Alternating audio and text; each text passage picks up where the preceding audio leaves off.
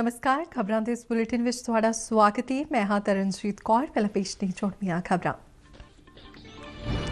ਨਿਰਮਲਾ ਸੀਤਾਰਮਨ ਵੱਲੋਂ ਮਾਲੀ ਵਰੇ 2022-23 ਦਾ ਕੇਂਦਰੀ ਬਜਟ ਪੇਸ਼। ਵਿੱਤ ਮੰਤਰੀ ਨੇ ਕਿਹਾ ਕਿ ਭਾਰਤੀ ਅਰਥਚਾਰਾ ਮੁੜ ਰਫ਼ਤਾਰ ਫੜ ਰਿਹਾ ਹੈ।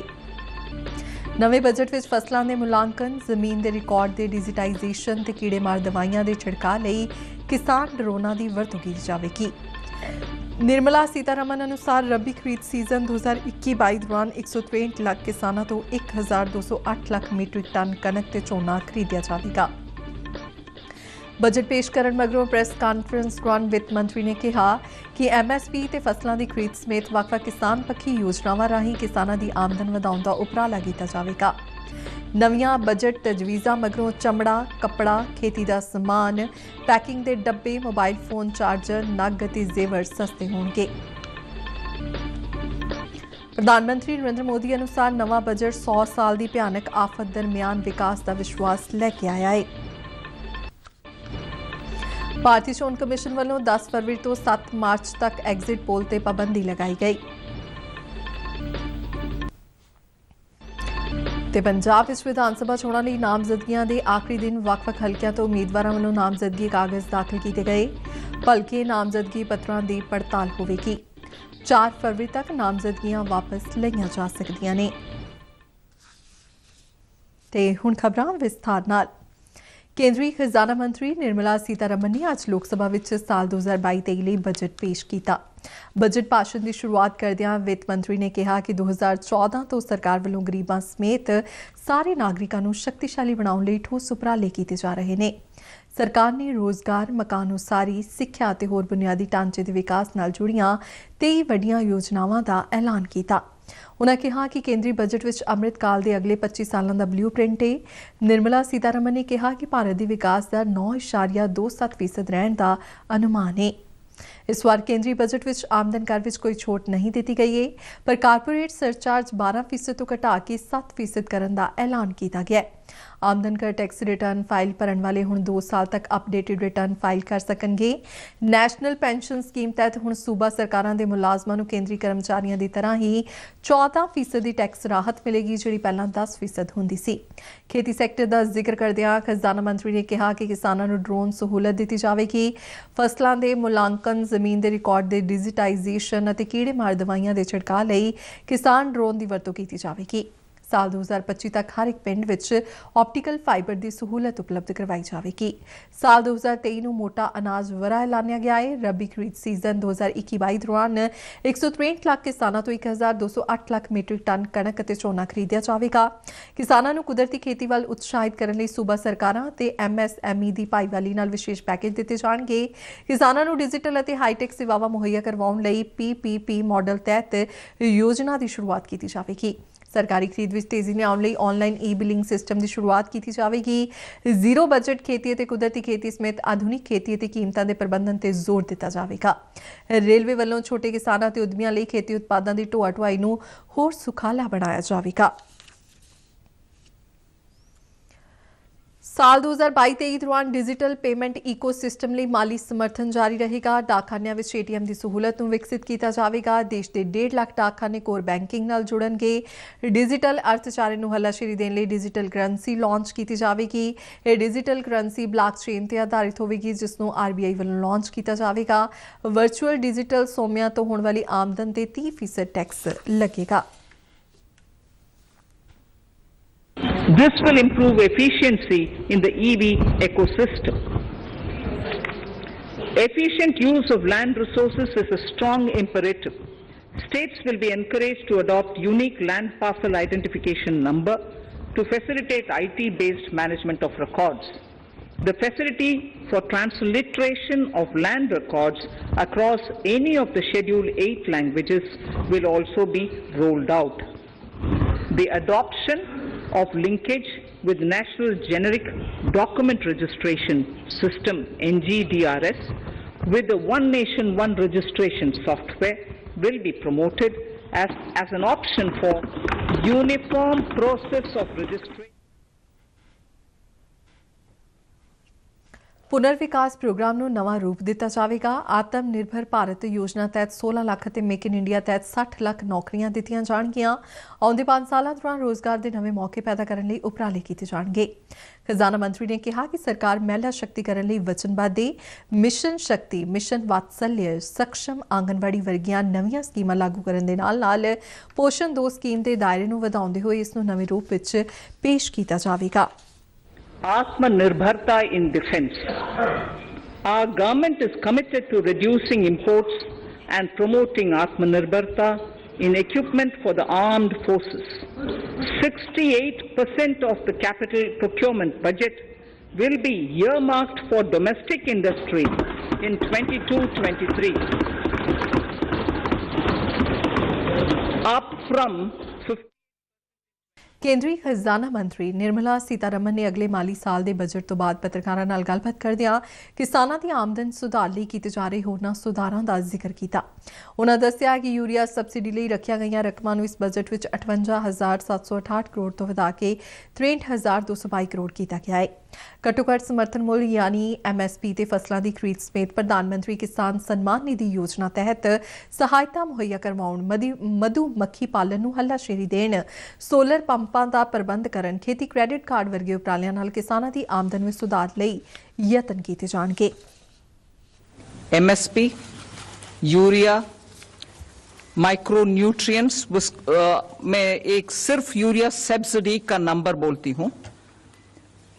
बजट 21-22 मतलब 1 फरवरी 21 में जो बजट दिया गया उसमें 58,768 was the allocation for urea subsidy. This time it is 63,222 आने वाले साल के लिए, ठीक है। और एक्चुअली 58,768 जो BE में बोला गया यूरिया सब्सिडी, वो RE में 75,930। इसका मतलब है कि इंटरनेशनल यूरिया प्राइसेस जितने भी इंक्रीज नहीं हुए, it's all right, it got increased, मगर वो बोझ किसान के ऊपर पड़ने नहीं दिया। प्रधानमंत्री ਕੇਂਦਰੀ ਖਜ਼ਾਨਾ ਮੰਤਰੀ ਨਿਰਮਲਾ ਸੀਤਾਰਮਨ ਵੱਲੋਂ ਅੱਜ ਪੇਸ਼ ਕੀਤੇ ਗਏ ਅਗਲੇ ਮਾਲੀ ਸਾਲ ਦੇ ਬਜਟ ਐਲਾਨਾਂ ਅਨੁਸਾਰ ਚਮੜਾ, ਕੱਪੜਾ, ਖੇਤੀ ਦਾ ਸਮਾਨ, ਪੈਕਿੰਗ ਦੇ ਡੱਬੇ, ਮੋਬਾਈਲ ਫੋਨ ਚਾਰਜਰ ਅਤੇ ਨਗ ਅਤੇ ਹੋਰ ਜ਼ੇਵਰ ਸਸਤੇ ਹੋਣਗੇ। ਨਗਾਂ ਤੇ ਜ਼ੇਵਰਾਂ ਤੇ ਕਸਟਮ ਡਿਊਟੀ ਨੂੰ ਘਟਾ ਕੇ 5% ਕਰ ਦਿੱਤਾ ਗਿਆ ਹੈ। ਹੀਰੇ ਦੇ ਟੁਕੜਿਆਂ ਤੇ ਪਾਲਿਸ਼ ਕੀਤੇ ਹੀਰਿਆਂ ਤੇ ਵੀ ਕਸਟਮ ਡਿਊਟੀ ਘਟਾ ਕੇ 5% ਕਰ ਦਿੱਤੀ ਗਈ ਹੈ। MSME ਨੂੰ ਮਦਦ ਦੇਣ ਦੀ ਸੋਚ ਨਾਲ ਸਟੀਲ ਸਕ੍ਰੈਪ ਤੇ ਕਸਟਮ ਡਿਊਟੀ ਦੀ ਛੋਟ ਨੂੰ 1 ਸਾਲ ਲਈ ਵਧਾ ਦਿੱਤਾ ਗਿਆ ਹੈ। ਮੋਬਾਈਲ ਫੋਨ ਚਾਰਜਰ ਆਦਿ ਤੇ ਕਸਟਮ ਡਿਊਟੀ ਨੂੰ ਛੋਟ ਦਿੱਤੀ ਗਈ ਹੈ, ਜਿਸ ਨਾਲ ਘਰੇਲੂ ਉਤਪਾਦਨ ਨੂੰ ਹੱਲਾਸ਼ੇਰੀ ਮਿਲਣ ਦੀ ਆਸ ਹੈ। ਦੂਜੇ ਪਾਸੇ ਕੈਪੀਟਲ ਗੁੱਡਸ ਤੇ ਦਰਾਮਦ ਡਿਊਟੀ ਵਿੱਚ ਦਿੱਤੀ ਜਾ ਰਹੀ ਛੋਟ ਨੂੰ ਖਤਮ ਕਰਦੇ ਹੋਏ ਇਸ ਤੇ 7.5% ਦਰਾਮਦ ਟੈਕਸ ਲਗਾਇਆ ਗਿਆ ਹੈ। ਵਿਦੇਸ਼ੀ ਛਤਰੀਆਂ ਵੀ ਹੁਣ ਮਹਿੰਗੀਆਂ ਮਿਲਣਗੀਆਂ। ਇਸ ਤੋਂ ਇਲਾਵਾ ਇਸ ਸਾਲ ਅਕਤੂਬਰ ਮਹੀਨੇ ਤੋਂ ਬਿਨਾਂ ਬਲੈਂਡਿੰਗ ਵਾਲੇ ਬਾਲਣ ਤੇ 2 ਰੁਪਏ ਫੀ ਲੀਟਰ ਦੇ ਹਿਸਾਬ ਨਾਲ ਐਕਸਾਈਜ਼ ਡਿਊਟੀ ਲੱਗੇਗੀ। ਪ੍ਰਧਾਨ ਮੰਤਰੀ ਨਰਿੰਦਰ ਮੋਦੀ ਨੇ ਕਿਹਾ ਕਿ ਸਾਲ 2022-23 ਦਾ ਬਜਟ 100 ਸਾਲ ਦੀ ਭਿਆਨਕ ਆਫਤ ਦਰਮਿਆਨ ਵਿਕਾਸ ਦਾ ਵਿਸ਼ਵਾਸ ਲੈ ਕੇ ਆਇਆ ਹੈ।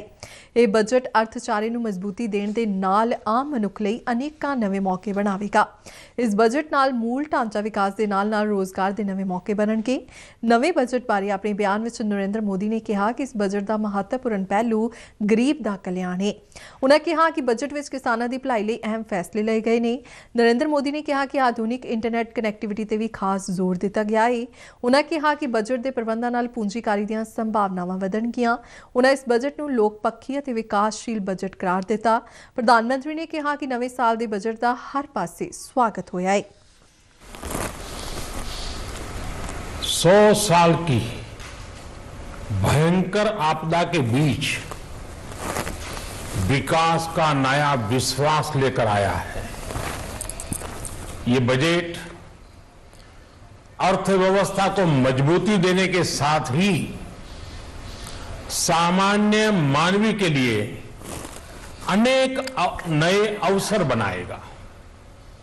ये बजट मोर इंफ्रास्ट्रक्चर, मोर इन्वेस्टमेंट, मोर ग्रोथ और मोर जॉब्स की नई संभावनाओं से भरा हुआ है।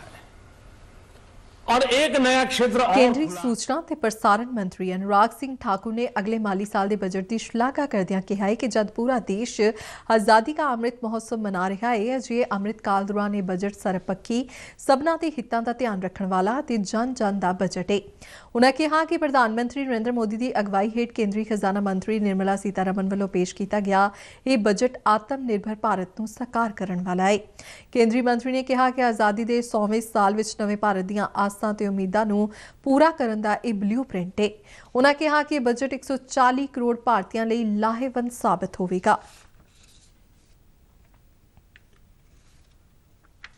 ਭਾਰਤੀ ਚੋਣ ਕਮਿਸ਼ਨ ਨੇ 10 ਫਰਵਰੀ ਤੋਂ 7 ਮਾਰਚ ਤੱਕ ਦੇਸ਼ ਭਰ ਵਿੱਚ ਐਗਜ਼ਿਟ ਪੋਲ ਤੇ ਪਾਬੰਦੀ ਲਗਾ ਦਿੱਤੀ ਹੈ।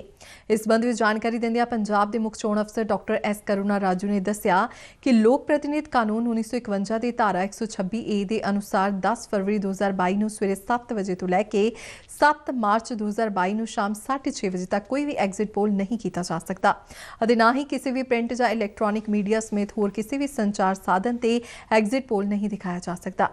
ਉਨ੍ਹਾਂ ਦੱਸਿਆ ਕਿ ਭਾਰਤੀ ਚੋਣ ਕਮਿਸ਼ਨ ਵੱਲੋਂ 28 ਜਨਵਰੀ ਨੂੰ ਜਾਰੀ ਨੋਟੀਫਿਕੇਸ਼ਨ ਅਨੁਸਾਰ ਚੋਣਾਂ ਵਾਲੇ ਖੇਤਰਾਂ ਵਿੱਚ VOTING ਤੋਂ 48 ਘੰਟੇ ਪਹਿਲਾਂ ਕੋਈ ਵੀ ਇਲੈਕਟ੍ਰੋਨਿਕ ਮੀਡੀਆ ਕਿਸੇ ਵੀ ਐਗਜ਼ਿਟ ਪੋਲ ਦੇ ਨਤੀਜੇ ਜਾਂ ਸਰਵੇਖਣ ਨੂੰ ਪ੍ਰਸਾਰਿਤ ਨਹੀਂ ਕਰ ਸਕੇਗਾ। ਪੰਜਾਬ ਦੇ ਮੁੱਖ ਚੋਣ ਅਧਿਕਾਰੀ ਡਾਕਟਰ ਐਸ ਕਰੁਣਾ ਰਾਜੂ ਨੇ ਮਾਨਤਾ ਪ੍ਰਾਪਤ ਸਿਆਸੀ ਪਾਰਟੀਆਂ ਦੇ ਨੁਮਾਇੰਦਿਆਂ ਨਾਲ ਇੱਕ ਅਹਿਮ ਮੀਟਿੰਗ ਕੀਤੀ। ਇਸ ਮੀਟਿੰਗ ਦੌਰਾਨ ਉਨ੍ਹਾਂ ਸਿਆਸੀ ਪਾਰਟੀਆਂ ਨੂੰ ਜਨਤਕ ਪ੍ਰਸਾਰਣ ਪ੍ਰਣਾਲੀ ਤੇ ਚੋਣ ਪ੍ਰਚਾਰ ਲਈ ਸਮੇਂ ਦੀ ਅਲਾਟਮੈਂਟ ਬਾਰੇ ਜਾਗਰੂਕ ਕੀਤਾ। ਪੰਜਾਬ ਵਿਧਾਨ ਸਭਾ ਚੋਣਾਂ ਦੇ ਮੱਦੇਨਜ਼ਰ ਸੂਬੇ ਵਿੱਚ ਆਦਰਸ਼ ਚੋਣ ਜ਼ਾਬਤਾ ਲਾਗੂ ਹੋਣ ਉਪਰੰਤ ਵੱਖ-ਵੱਖ ਇਨਫੋਰਸਮੈਂਟ ਟੀਮਾਂ ਵੱਲੋਂ 31 ਜਨਵਰੀ ਤੱਕ ਜ਼ਾਬਤੇ ਦੀ ਉਲੰਘਣਾ ਦੇ ਸਬੰਧ ਵਿੱਚ 310 ਕਰੋੜ 99 ਲੱਖ ਰੁਪਏ ਦੀ ਕੀਮਤ ਦੀਆਂ ਵਸਤਾਂ ਜ਼ਬਤ ਕੀਤੀਆਂ ਗਈਆਂ ਹੈ। ਅੱਜ ਚੰਡੀਗੜ੍ਹ ਵਿੱਚ ਇਸ ਬਾਰੇ ਜਾਣਕਾਰੀ ਦਿੰਦਿਆਂ ਮੁੱਖ ਚੋਣ ਅਧਿਕਾਰੀ ਡਾਕਟਰ ਐਸ ਕਰੁਣਾ ਰਾਜੂ ਨੇ ਦੱਸਿਆ ਕਿ ਨਿਗਰਾਨ ਟੀਮਾਂ ਨੇ 14 ਕਰੋੜ 75 ਲੱਖ ਰੁਪਏ ਦੀ 27 ਲੱਖ 86 ਹਜ਼ਾਰ ਲੀਟਰ ਸ਼ਰਾਬ ਜ਼ਬਤ ਕੀਤੀ। ਇਸੇ ਤਰ੍ਹਾਂ ਇਨਫੋਰਸਮੈਂਟ ਵਿੰਗਾਂ ਵੱਲੋਂ 275 ਕਰੋੜ 59 ਲੱਖ ਰੁਪਏ ਦੀ ਕੀਮਤ ਦੇ ਨਸ਼ੀਲੇ ਪਦਾਰਥ ਬਰਾਮਦ ਕੀਤੇ ਗਏ। ਇਨਫੋਰਸਮੈਂਟ ਟੀਮਾਂ ਨੇ 19 ਕਰੋੜ 19 ਲੱਖ ਰੁਪਏ ਦੀ ਬੇਨਾਮੀ ਨਕਦੀ ਵੀ ਜ਼ਬਤ ਕੀਤੀ। ਮੁੱਖ ਚੋਣ ਅਧਿਕਾਰੀ ਨੇ ਦੱਸਿਆ ਕਿ ਸੂਬੇ ਵਿੱਚ 1203 ਤੋਂ ਵੱਧ ਸੰਵੇਦਨਸ਼ੀਲ ਥਾਵਾਂ ਦੀ ਪਛਾਣ ਕੀਤੀ ਗਈ ਹੈ। ਗੜਬੜੀ ਦੀ ਸੰਭਾਵਨਾ ਵਾਲੇ 2903 ਵਿਅਕਤੀਆਂ ਦੀ ਸ਼ਨਾਖਤ ਹੋਈ ਹੈ, ਜਿਨ੍ਹਾਂ ਵਿੱਚੋਂ 1949 ਵਿਅਕਤੀਆਂ ਵਿਰੁੱਧ ਪਹਿਲਾਂ ਹੀ ਕਾਰਵਾਈ ਵਿੱਢੀ ਜਾ ਚੁੱਕੀ ਹੈ, ਜਦਕਿ ਬਾਕੀਆਂ ਤੇ ਵੀ ਜਲਦ ਮਾਮਲੇ ਦਰਜ ਕੀਤੇ ਜਾਣਗੇ। ਐਸ ਕਰੁਣਾ ਰਾਜੂ ਨੇ ਦੱਸਿਆ ਕਿ ਚੋਣ ਕਮਿਸ਼ਨ ਦੀਆਂ ਹਦਾਇਤਾਂ ਅਨੁਸਾਰ ਸੂਬੇ ਵਿੱਚ ਕੁੱਲ 3,90,275 ਲਾਇਸੈਂਸੀ ਹਥਿਆਰਾਂ ਵਿੱਚੋਂ ਹੁਣ ਤੱਕ 3,76,484 ਹਥਿਆਰ ਜਮ੍ਹਾਂ ਕਰਵਾਏ ਜਾ ਚੁੱਕੇ ਨੇ। ਇਸ ਤੋਂ ਇਲਾਵਾ 69 ਬਿਨਾਂ ਲਾਇਸੈਂਸ ਵਾਲੇ ਹਥਿਆਰ ਜ਼ਬਤ ਕੀਤੇ ਗਏ ਨੇ। ਪੰਜਾਬ ਵਿੱਚ 20 ਫਰਵਰੀ ਨੂੰ ਹੋਣ ਵਾਲੀਆਂ ਅਸੈਂਬਲੀ ਚੋਣਾਂ ਲਈ ਨਾਮਜ਼ਦਗੀਆਂ ਦਾਖਲ ਕਰਨ ਦੇ ਆਖਰੀ ਦਿਨ ਅੱਜ ਵੱਖ-ਵੱਖ ਹਲਕਿਆਂ ਤੋਂ ਕਈ ਉਮੀਦਵਾਰਾਂ ਵੱਲੋਂ ਪਰਚੇ ਭਰੇ ਗਏ। ਆਦਮਪੁਰ ਰਾਖਵਾਂ ਵਿਧਾਨ ਸਭਾ ਹਲਕੇ ਲਈ ਕਾਂਗਰਸੀ ਉਮੀਦਵਾਰ ਸੁਖਵਿੰਦਰ ਕੋਟਲੀ ਨੇ ਨਾਮਜ਼ਦਗੀ ਪੱਤਰ ਦਾਖਲ ਕੀਤੇ। ਇਸ ਤੋਂ ਪਹਿਲਾਂ ਮੀਡੀਆ ਵਿੱਚ ਚਰਚਾ ਕਾਫੀ ਗਰਮ ਸੀ ਕਿ ਕਾਂਗਰਸ ਪਾਰਟੀ ਵੱਲੋਂ ਸੁਖਵਿੰਦਰ ਕੋਟਲੀ ਦੀ ਟਿਕਟ ਕੱਟ ਕੇ ਮਹਿੰਦਰ ਸਿੰਘ KP ਨੂੰ ਟਿਕਟ ਦਿੱਤੀ ਗਈ ਹੈ, ਪਰ ਆਖਰ ਸੁਖਵਿੰਦਰ ਕੋਟਲੀ ਵੱਲੋਂ ਹੀ ਕਾਂਗਰਸ ਪਾਰਟੀ ਦੇ ਉਮੀਦਵਾਰ ਵਜੋਂ ਨਾਮਜ਼ਦਗੀ ਕਾਗਜ਼ ਭਰੇ ਗਏ। ਉਧਰ ਫਤਿਹਗੜ੍ਹ ਚੂੜੀਆਂ ਵਿਧਾਨ ਸਭਾ ਹਲਕੇ ਤੋਂ ਕਾਂਗਰਸੀ ਉਮੀਦਵਾਰ ਤ੍ਰਿਪਤ ਰਜਿੰਦਰ ਸਿੰਘ ਬਾਜਵਾ ਨੇ ਨਾਮਜ਼ਦਗੀ ਪਰਚਾ ਦਾਖਲ ਕੀਤਾ ਹੈ। ਭਾਰਤੀ ਜਨਤਾ ਪਾਰਟੀ ਦੇ ਉਮੀਦਵਾਰ ਦੀਦਾਰ ਸਿੰਘ ਪੱਟੀ ਅਤੇ ਕਾਂਗਰਸ ਪਾਰਟੀ ਦੇ ਕੁਲਜੀਤ ਸਿੰਘ ਨਾਗਰਾ ਨੇ ਫਤਿਹਗੜ੍ਹ ਸਾਹਿਬ ਹਲਕੇ ਤੋਂ ਨਾਮਜ਼ਦਗੀ ਪਰਚੇ ਦਾਖਲ ਕੀਤੇ। ਜ਼ਿਕਰਯੋਗ ਹੈ ਕਿ ਭਲਕੇ ਪੰਜਾਬ ਵਿੱਚ ਨਾਮਜ਼ਦਗੀ ਪੱਤਰਾਂ ਦੀ ਜਾਂਚ ਕੀਤੀ ਜਾਵੇਗੀ ਅਤੇ 4 ਫਰਵਰੀ ਤੱਕ ਨਾਮਜ਼ਦਗੀਆਂ ਵਾਪਸ ਲਈਆਂ ਜਾ ਸਕਣਗੀਆਂ। ਕੋਰੋਨਾ ਦੀ ਰੋਕਥਾਮ ਲਈ ਪਹਿਲਾਂ ਤੋਂ ਜਾਰੀ ਪਾਬੰਦੀਆਂ ਸੰਬੰਧੀ ਅੱਜ ਸੂਬਾ ਸਰਕਾਰ ਵੱਲੋਂ ਨਵੀਆਂ ਹਦਾਇਤਾਂ ਜਾਰੀ ਕੀਤੀਆਂ ਗਈਆਂ ਨੇ। ਸੂਬੇ ਵਿੱਚ ਸਕੂਲਾਂ ਤੇ ਕਾਲਜ ਜਿਹੜੇ 8 ਫਰਵਰੀ ਤੱਕ ਬੰਦ ਰਹਿਣਗੇ। ਇਸ ਤੋਂ ਇਲਾਵਾ ਰਾਤ 10 ਵਜੇ ਤੋਂ ਸਵੇਰੇ 5 ਵਜੇ ਤੱਕ ਨਾਈਟ ਕਰਫਿਊ ਵੀ ਜਾਰੀ ਰਹੇਗਾ। ਸਰਕਾਰੀ ਅਤੇ ਪ੍ਰਾਈਵੇਟ ਦਫ਼ਤਰਾਂ ਵਿੱਚ ਨੋ ਮਾਸਕ ਨੋ ਸਰਵਿਸ ਦਾ ਨਿਯਮ ਲਾਗੂ ਰਹੇਗਾ। ਇਸ ਤੋਂ ਇਲਾਵਾ ਭਾਰਤੀ ਚੋਣ ਕਮਿਸ਼ਨ ਦੀ ਰਾਹਤ ਤੋਂ ਬਾਅਦ ਪੰਜਾਬ ਸਰਕਾਰ ਨੇ ਵੀ ਚੋਣ ਪ੍ਰਚਾਰ ਦੌਰਾਨ ਆਊਟਡੋਰ 'ਚ 1000 ਅਤੇ ਇਨਡੋਰ ਵਿੱਚ 500 ਲੋਕਾਂ ਦੇ ਇਕੱਠ ਕਰਨ ਦੀ ਛੋਟ ਦੇ ਦਿੱਤੀ ਹੈ। ਸੂਬੇ ਦੇ ਗ੍ਰਹਿ ਸਕੱਤਰ ਨੇ ਸਾਰੇ ਡਿਪਟੀ ਕਮਿਸ਼ਨਰਾਂ, ਪੁਲਿਸ ਕਮਿਸ਼ਨਰਾਂ ਅਤੇ ਜ਼ਿਲ੍ਹਾ ਪੁਲਿਸ ਮੁਖੀਆਂ ਨੂੰ ਨਵੀਆਂ ਹਦਾਇਤਾਂ ਭੇਜ ਕੇ ਇਸ ਨੂੰ ਸਖਤੀ ਨਾਲ ਲਾਗੂ ਕਰਨ ਦੀ ਹਦਾਇਤ ਦਿੱਤੀ ਹੈ। ਨਵੇਂ ਹੁਕਮਾਂ ਵਿੱਚ ਕਿਹਾ ਗਿਆ ਹੈ ਕਿ ਸਾਰੇ ਸਕੂਲ, ਕਾਲਜ, ਯੂਨੀਵਰਸਿਟੀਆਂ ਤੇ ਕੋਚਿੰਗ ਇੰਸਟੀਚਿਊਟ ਬੰਦ ਰਹਿਣਗੇ। ਹਾਲਾਂਕਿ ਆਨਲਾਈਨ ਟੀਚਿੰਗ ਦੇ ਲਈ ਇਹਨਾਂ ਨੂੰ ਖੋਲ੍ਹਿਆ ਜਾ ਸਕਦਾ ਹੈ, ਪਰ ਵਿਦਿਆਰਥੀਆਂ ਨੂੰ ਇੱਥੇ ਨਹੀਂ ਬੁਲਾਇਆ ਜਾ ਸਕਦਾ। ਮੈਡੀਕਲ ਅਤੇ ਨਰਸਿੰਗ ਕਾਲਜਾਂ ਨੂੰ ਇਸ ਤੋਂ ਛੋਟ ਦਿੱਤੀ ਗਈ ਹੈ। ਪੰਜਾਬ ਸਰਕਾਰ ਨੇ ਨਵੇਂ ਹੁਕਮਾਂ ਸਪਸ਼ਟ ਕੀਤਾ ਹੈ ਕਿ bar, gym, theatre, multiplex, restaurant, spa, ਖੇਡ ਕੰਪਲੈਕਸ, ਮਿਊਜ਼ੀਅਮ ਅਤੇ ਚਿੜੀਆਘਰ 50% ਦੀ ਸਮਰੱਥਾ ਨਾਲ ਖੁੱਲਣਗੇ। ਇਹਨਾਂ ਦੇ ਕਰਮਚਾਰੀਆਂ ਨੂੰ ਕੋਵਿਡ ਰੋਕੂ ਟੀਕੇ ਦੀਆਂ ਦੋਵੇਂ ਖੁਰਾਕਾਂ ਲੱਗੀਆਂ ਹੋਣੀਆਂ ਲਾਜ਼ਮੀ ਨੇ। ਤੇ ਇਸ ਦੇ ਨਾਲ ਹੀ ਖਬਰਾਂ ਦਾ ਇਹ ਬੁਲੇਟਿਨ ਖਤਮ ਹੁੰਦਾ ਹੈ। ਮੈਂ ਮਾਸਕ ਲਗਾ ਕੇ ਸਟੂਡੀਓ ਤੋਂ ਬਾਹਰ ਜਾ ਰਹੀ ਹਾਂ। ਤੁਸੀਂ ਵੀ ਬਾਹਰ ਜਾਣ ਵੇਲੇ ਮਾਸਕ ਲਗਾ ਕੇ ਜਾਓ। ਇਜਾਜ਼ਤ ਦਿਓ। ਨਮਸਕਾਰ।